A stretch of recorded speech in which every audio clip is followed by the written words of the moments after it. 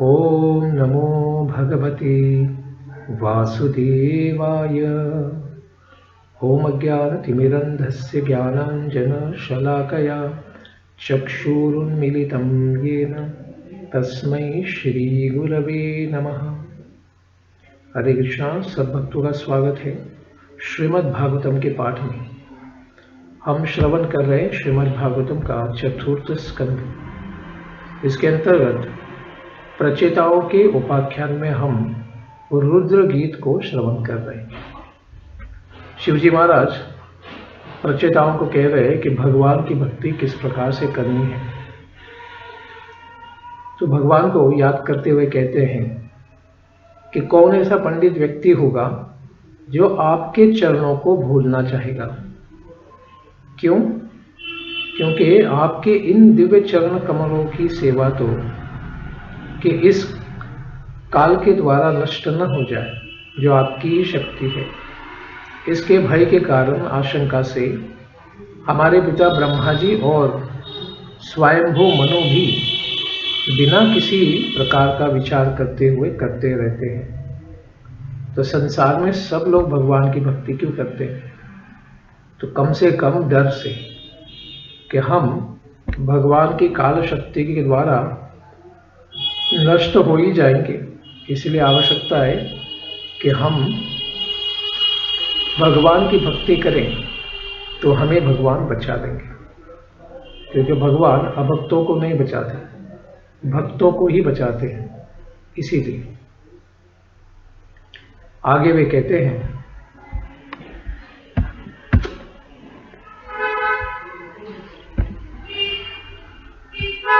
अथ त्वमसि नो ब्रह्मन् परमात्मन् विपश्चिता विश्वं रुद्र भयध्वस्तं कुतश्चिद् भयागतिः।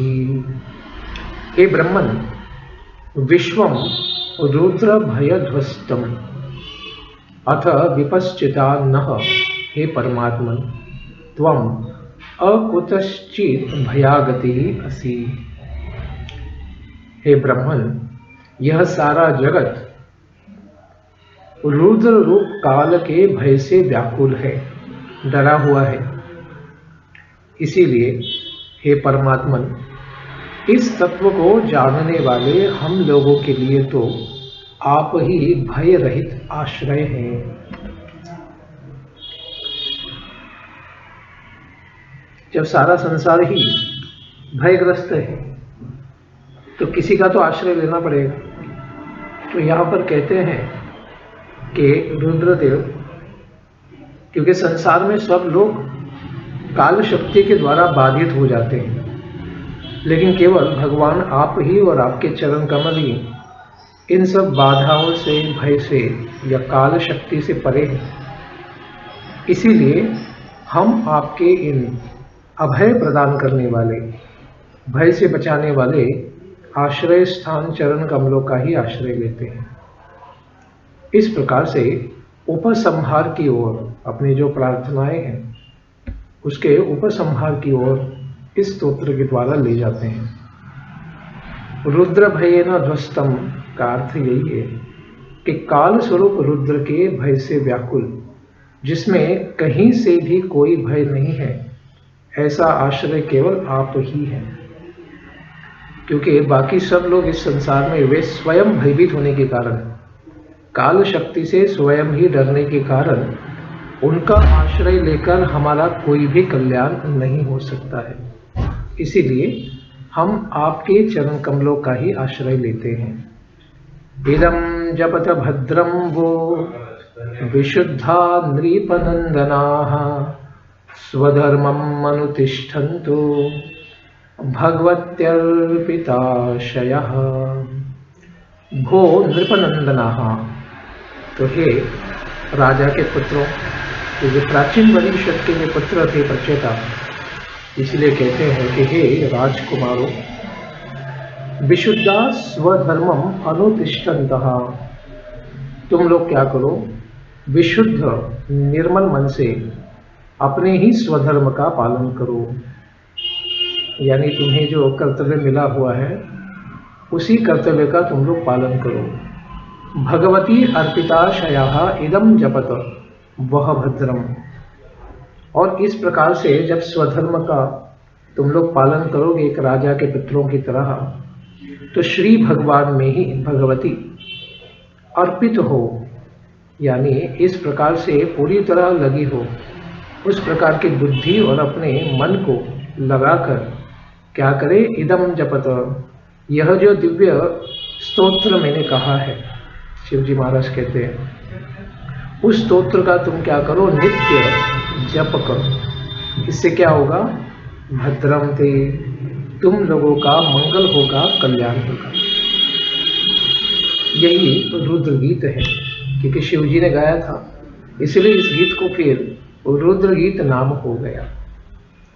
तमेवात्मानमात्मस्थं सर्वभूतेष्वस्थितं पूजयध्वं गृणन्तश्च ध्यायन्तश्चास्कृतत् हरिं। तमेव आत्मस्थं सर्वभूतेषु अवस्थितं गृणन्तश्च असकृत ध्यायन्तश्च आत्मानं हरिं पूजयध्वम्।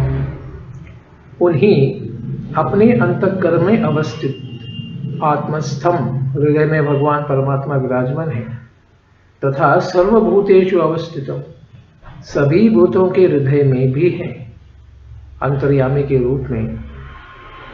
ऐसे भगवान को, जो सबकी आत्मा है, परमात्मा है, श्री हरि, इनकी स्तुति करते हुए तुम्हें क्या करना चाहिए, हमेशा बारंबार ध्यान करते हुए उनकी पूजा करनी चाहिए।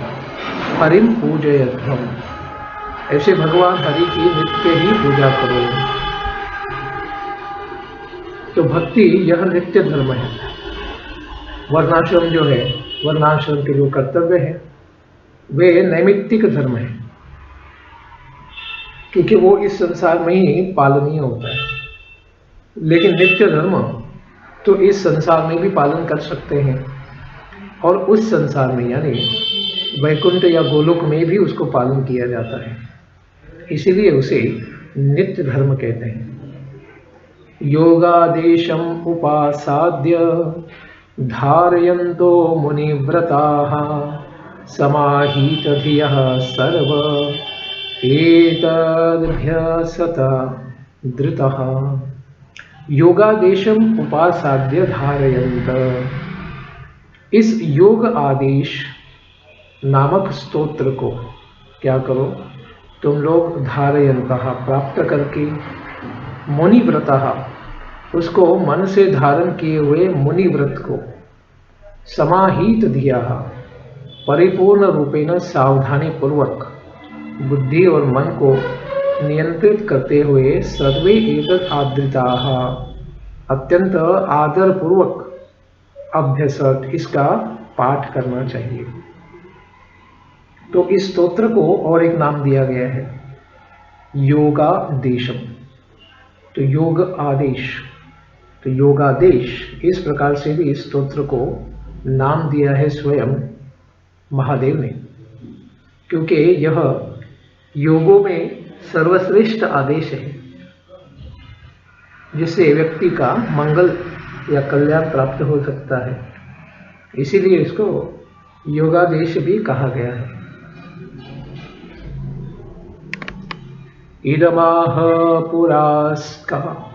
पुरास्माकं भगवान् विश्वसृक्पतिः भृगवादिनामात्मजानां सिसृक्षुः संसिसृक्षताम्।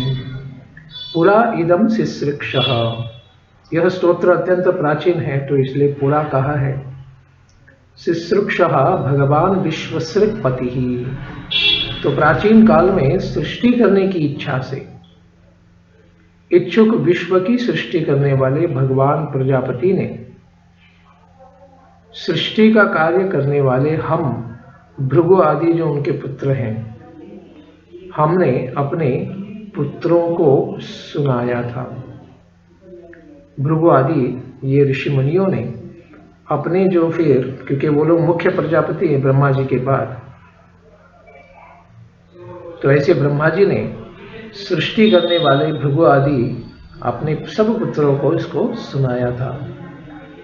तो परंपरा में ये स्तोत्र कहाँ से आता है उसका भी विवरण यह शिव जी देते हैं कि यह स्तोत्र पहले ब्रह्मा जी ने गाया था भगवान की प्रसन्नता के लिए, क्योंकि जब वे सारे विश्व की रचना करना चाहते थे तो इस कार्य को संपन्न करने के लिए उन्होंने भगवान को प्रसन्न करना चाहा और उनको प्रसन्न करने के लिए इस दिव्य स्तोत्र को उन्होंने गाया था। और विश्व की सृष्टि करने वाले, उनकी मदद करने वाले जो उनके पुत्र हैं जैसे शिव, भृगु आदि, तो सबको भी उन्होंने बताया था कि इसी स्तोत्र का अगर पाठ करें तो प्रजा के कल्याण में और वृद्धि में उन्हें शक्ति मिलेगी, क्योंकि यहाँ पर प्रजेता भी प्रजा का विकास करने के लिए ही भगवान को प्रसन्न करने के लिए आए थे। तो इसीलिए शिवजी महाराज ने उसी प्रकार से जो पूरा काल में प्रसिद्ध है योगादेश का जो प्रजा उत्पत्ति करने की शक्ति प्रदान करने वाला मंत्र जाप रुद्र गीत उनको सिखाया। ते वयं नोदिता सर्वे प्रजा सर्गे प्रजेश्वरः अनेन ध्वस्ततमसः शिश्रुक्ष्मो विविधाः प्रजाः। ते वयं सर्वे प्रजेश्वराः, तो वे सारे जो प्रजाओं की सृष्टि करने वाले प्रजेश्वरा, प्रजा ईश्वरः, प्रजाओं के जो ईश्वर हैं ब्रह्मा जी के द्वारा प्रजा सर्गे नोदिताः, उनके द्वारा आदिष्ट हम सबों ने अनेन ध्वस्ततमसः विविधाः प्रजाः शिश्रुक्ष्मः, इस प्रकार से इस स्तोत्र का पाठ किया था। और इस स्तोत्र के द्वारा ध्वस्ततमसः, हमारे हृदय का सारा अज्ञान और अंधकार, अज्ञान नष्ट हो जाने के कारण हम विविध प्रकार की, विविधाः प्रजाः, विविध प्रकार की जो प्रजा है उसकी सृष्टि हम लोग कर पाए थे। यह विशेष कृपा इस स्तोत्र के पाठ में हुई थी। अधेदं नित्यदा युक्तो जपन्न वहितः पुमान् अचिरात् श्रेय आप्नोति वासुदेव परायणः।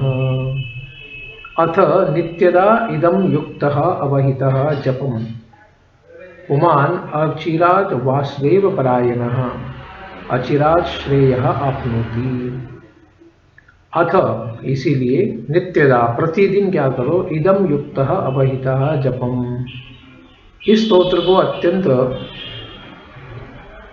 एकाग्र चित्त होकर जो भी पुरुष, पुमान, जो भी व्यक्ति सावधानी पूर्वक जप करेगा, अवहितः यानी बिना रुके निरंतर इसका जाप जो करेगा वह अचिरात, बहुत जल्दी, ज़्यादा समय नहीं लगेगा, क्या करेगा, वासुदेव परायणः, भगवान वासुदेव की भक्ति करता हुआ शीघ्र ही अचिरात श्रेयः आप्नोति, अत्यंत शीघ्र ही कल्याण को प्राप्त करेगा।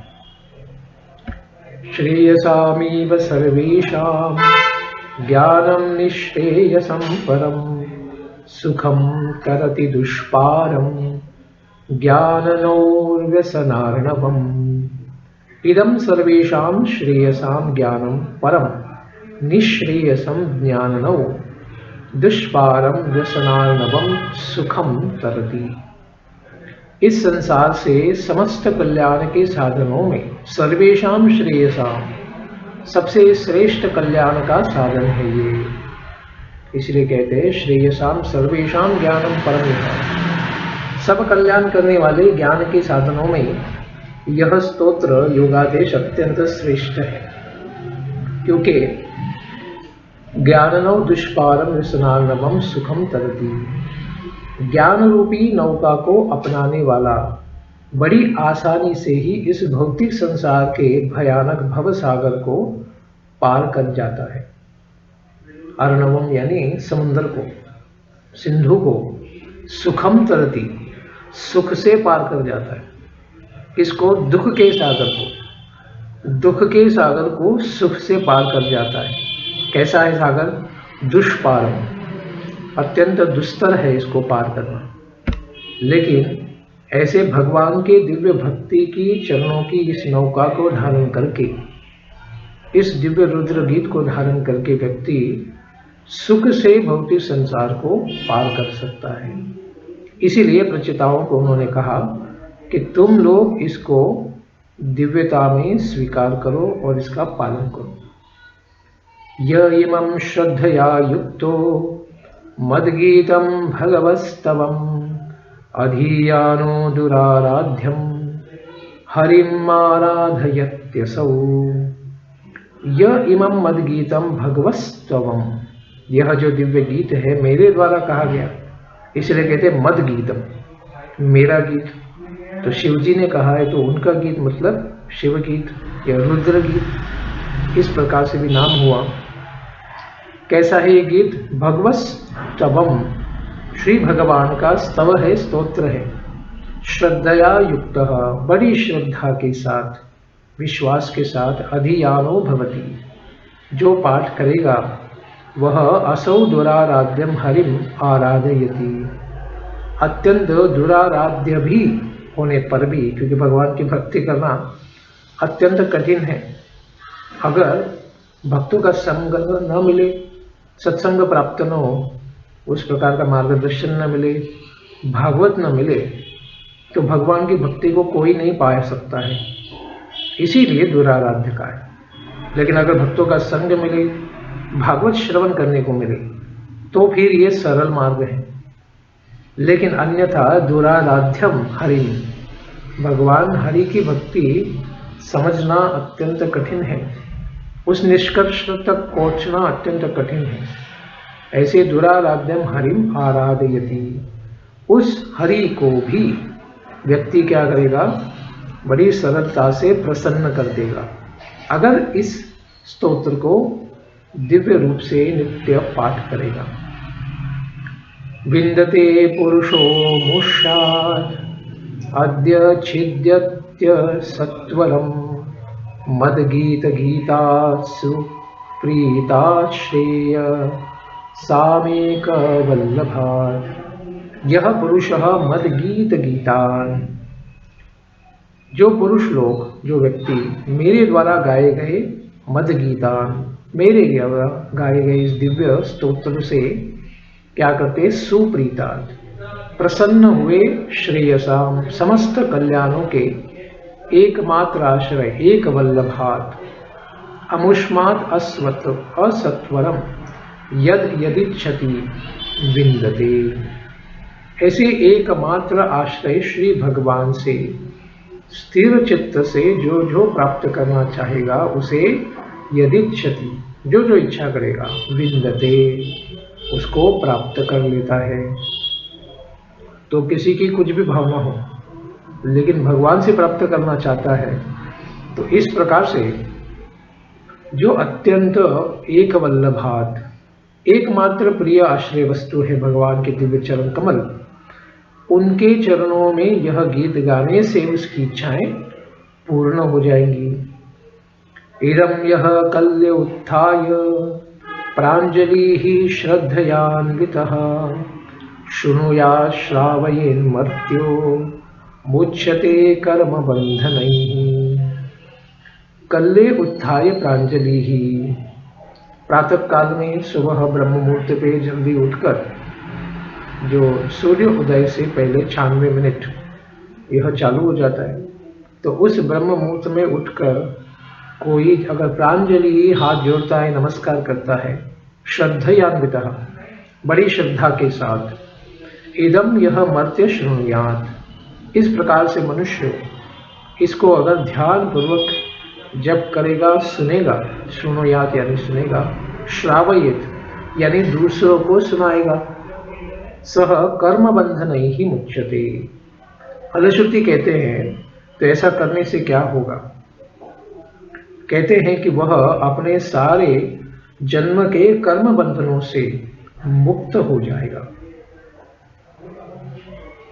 जो स्वयं सुनेगा उसका भी कल्याण है, जो दूसरों को सुनाएगा, श्रावयित, उसका भी कल्याण है। इससे कर्म बंधनों से पूरी तरह मुक्ति हो जाएगी। गीतम मयेदं नरदेव नंदनाः परस्य पुंसः परमात्मनः स्तवम् जपन्त एकाग्रधियस्तपो महः चरध्वमन्ते तत आप्स्यतेप्सितम्। अपने रुद्रगी का उपसंहार करते हैं। हे नरदेव नंदनाः, नरों में श्रेष्ठ राजा, ऐसे राजा के पुत्रों, नरदेव नंदनाः, राजकुमारों, मया इदं परस्य पुंसः स्तवं गीतम, मेरे द्वारा परम पुरुष भगवान श्री परमात्मा के बारे में यह जो उनका दिव्य स्तवम स्तोत्र है, गीतम, उसका गान किया गया है। एकाग्र धियः, ध्येय यानी बुद्धि, एकाग्र बुद्धि के द्वारा महत्तपः चरध्वम, तुम सबने इसका दिव्य जप करना चाहिए और तप करते हुए इसको नित्य ही गाना चाहिए। तो तुम अच्छे से तप करो, महान तप करो। अथ ततः अन्ते इप्सितम् आप्स्यथ, और इस तप के अंत में पश्चिम दिशा की ओर उस तालाब के पास ये प्रचेता लोग गए थे।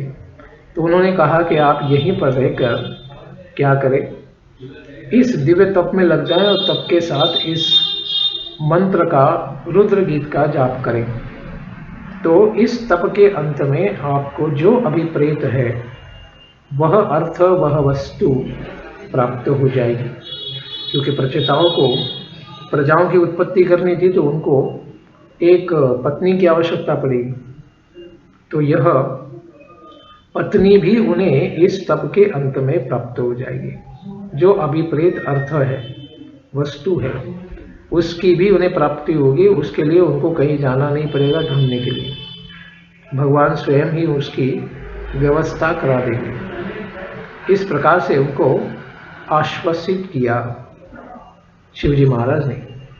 इसके बाद क्या हुआ, इसको श्रवण करते हैं 25वां अध्याय में।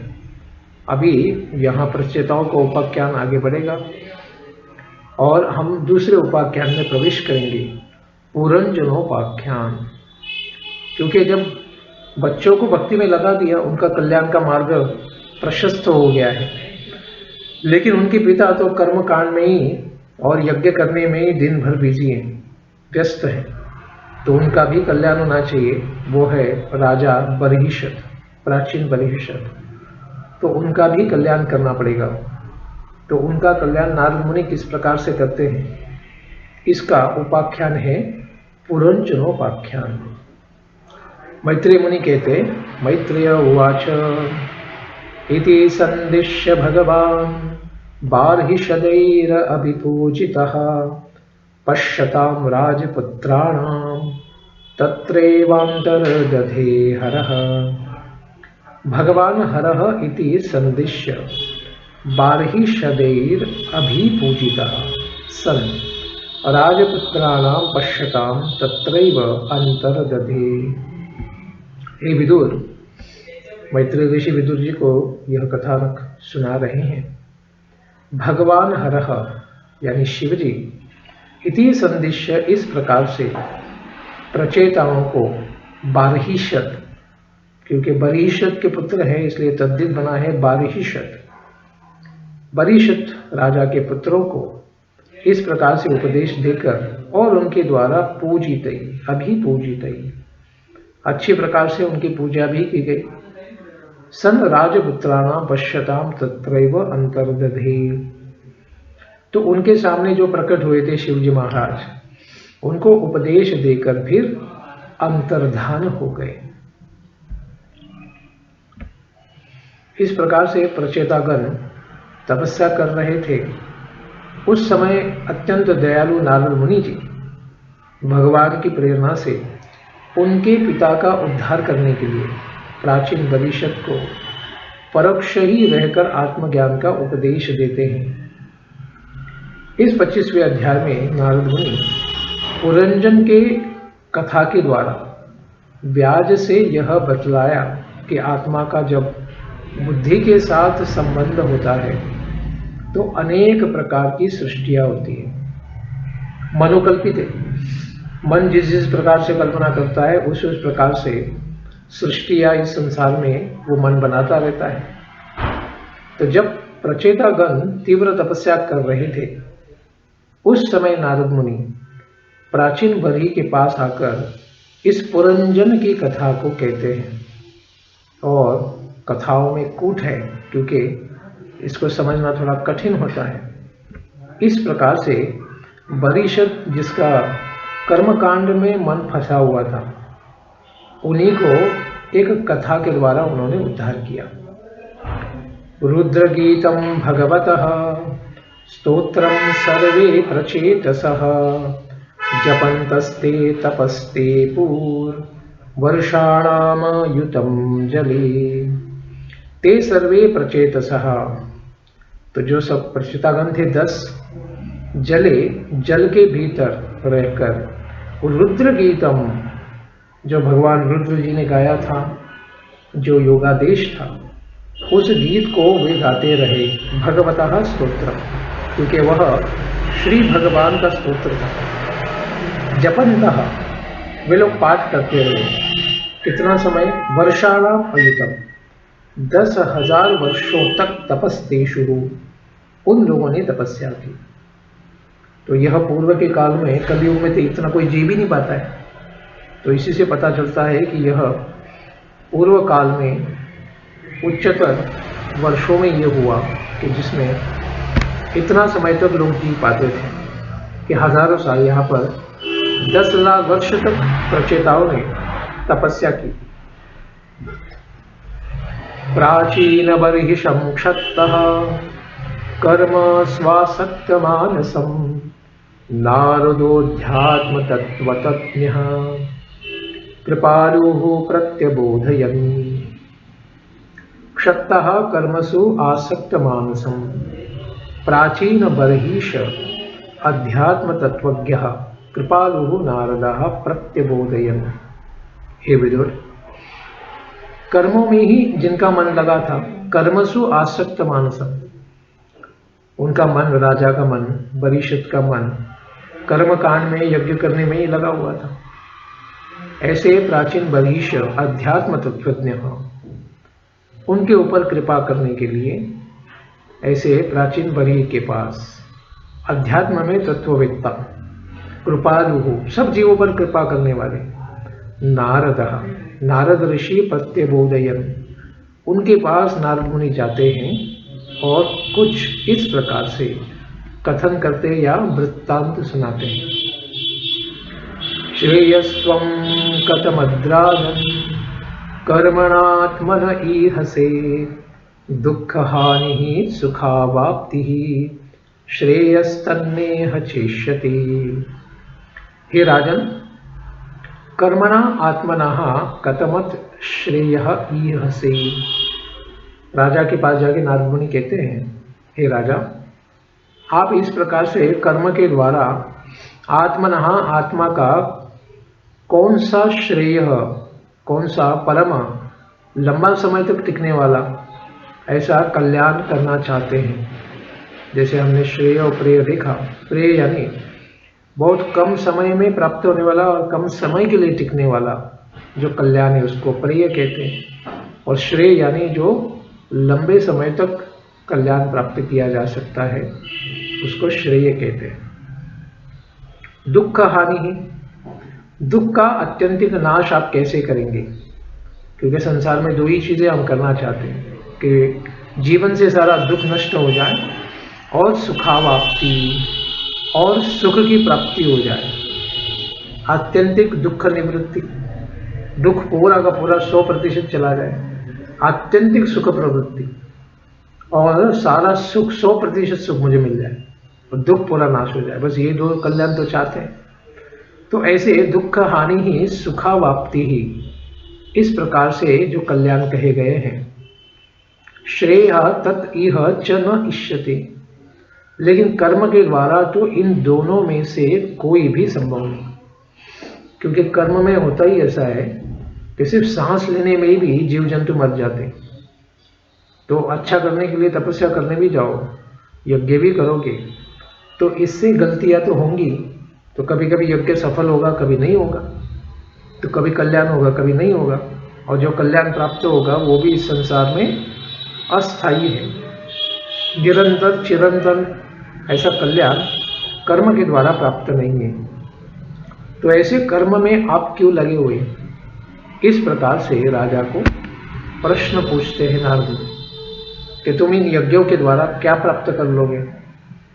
तो राजा कहता है, राजोवाच न जानामि महाभाग परम कर्मापविद्यतिः ब्रूहि मे विमलं ज्ञानम येन मुच्येय कर्मभिः। तो राजा नम्र था, ब्राह्मणों के प्रति, ऋषियों के प्रति बड़ा आदर रखने वाला था। इसीलिए तुरंत झुककर कहता है कि हे महाभाग, हे महाभाग्यशाली नारद मुनि, कर्मापविद्यति ही, मेरी बुद्धि तो क्या है, कर्मों में ही फंसी है। परम न जानामि, इसलिए परम कल्याण, जो आपने श्रेय का मार्ग पूछा है, कितना बड़ा श्रेय मैं प्राप्त कर लूंगा कर्म से, मुझे भी पता नहीं।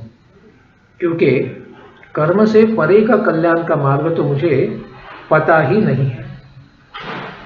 मैं विमलम ज्ञानम ब्रूहि, आप ही कृपा करके क्या करें, मेरे ऊपर जो विमल, मल से रहित, विशुद्ध, परम ऐसा जो दिव्य ज्ञान है उसका उपदेश कीजिए। उससे क्या लाभ होगा? ये न कर्म भी मुच्येय, जिस उपदेश के द्वारा मैं कर्मों के बंधन से मुक्त हो जाऊंगा। तो वो स्वयं भी तो कर्म से मुक्ति चाहता था, लेकिन उसे परम मार्ग पता नहीं था। इसीलिए जो राजपाट में चला आ रहा है कर्म यज्ञ करना, तो उन यज्ञ के द्वारा किसी प्रकार से भगवान को प्रसन्न करने का प्रयास वो कर रहा था। और जो संसार चलाने के लिए, राजपाट चलाने के लिए जो भी आवश्यक है, उसी में वो लगा था। इसीलिए कहता है कि मेरा कर्मापविद्यति ही, कर्मों में ही फंसी है मेरी बुद्धि। परम श्रेय या मोक्ष मुझे कुछ भी पता नहीं है। क्यों?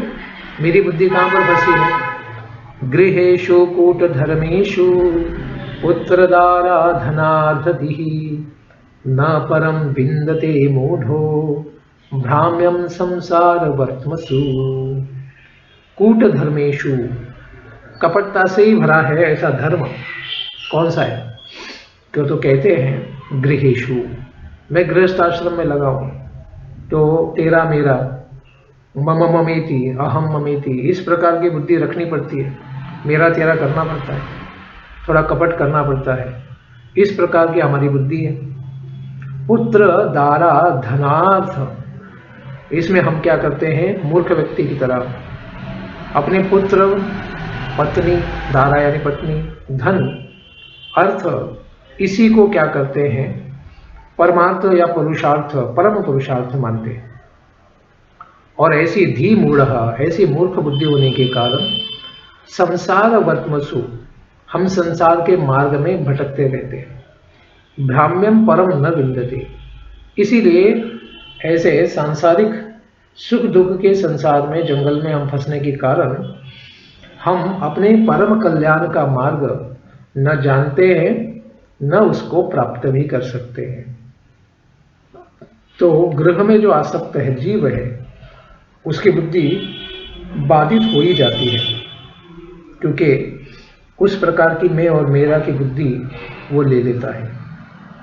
तो इस प्रकार से नम्रता का प्रदर्शन करते हैं राजा प्राचीन वरिष्ठ नारद मुनि के सामने।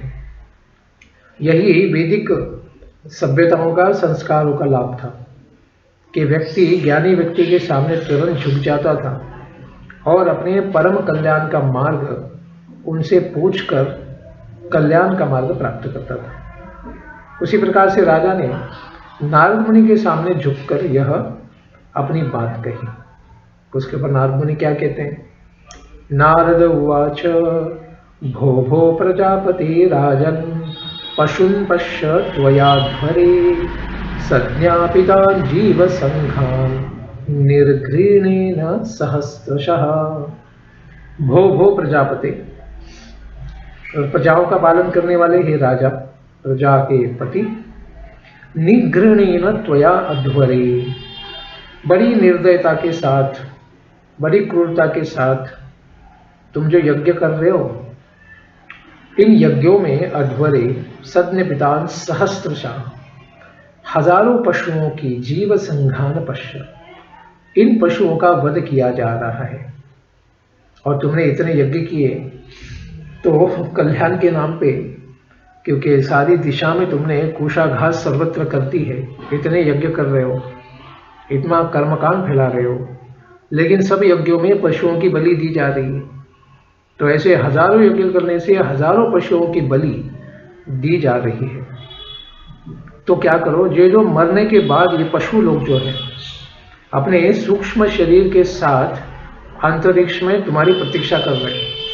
तो ऐसे उन हजारों जीवों को या जीवों के संघ को, समूह को तुम क्या करो, पश्य, आकाश में देखो कितने भयानक तरीके से ये सब पशु जो है यज्ञ में बलि दिए जा रहे।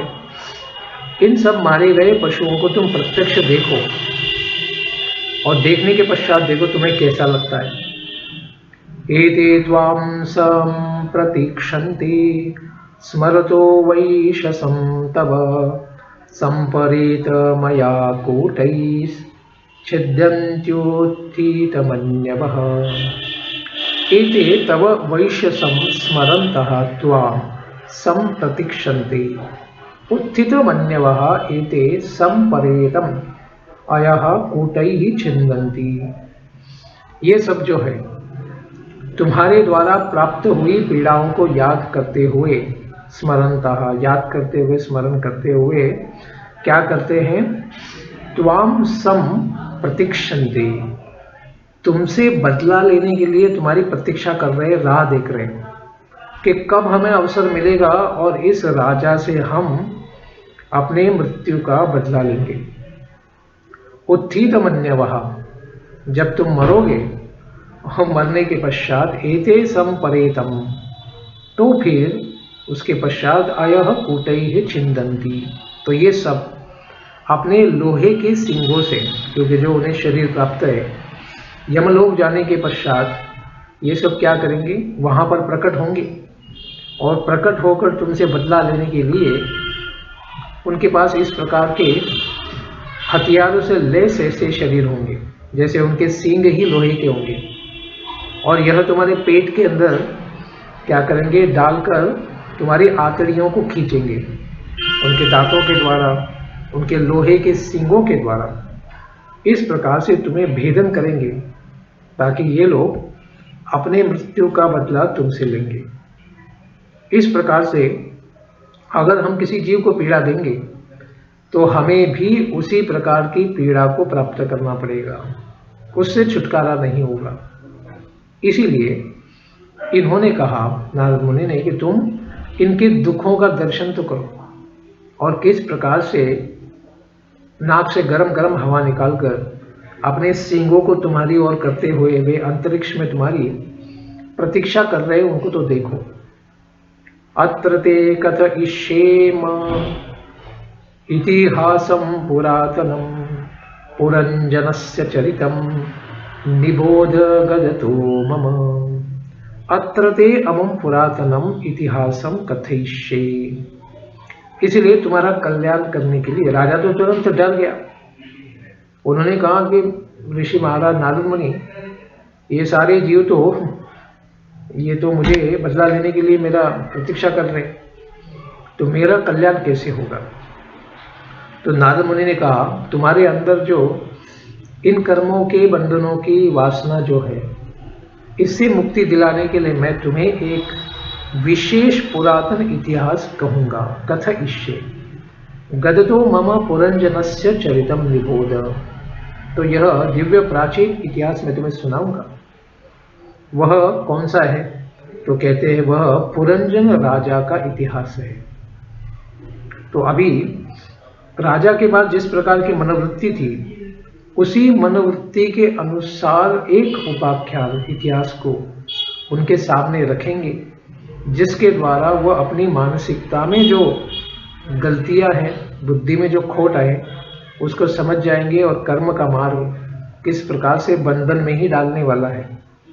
इसको पूरी तरह समझने के लिए इस कथानक को नारद मुनि राजा प्राचीन बरीशत को सुनाएंगे और उससे वह अपनी मानसिकता को ठीक कर लेंगे।